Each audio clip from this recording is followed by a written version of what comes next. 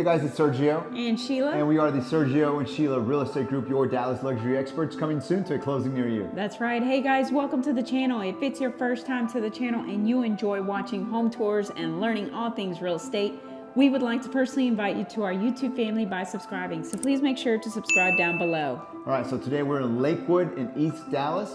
We're only literally walking distance from White Rock Lake. We're about 5 minutes from Lakewood Country Club and 15 minutes from downtown Dallas. With that being said, Sheila, give us more information about this property. Yes, this is built in 2025. It's a 5-bedroom, 6.1 baths. It's a 2-car garage. It's 5,270 square feet. It's currently listed at $2,399,000, which is $455 price per square foot.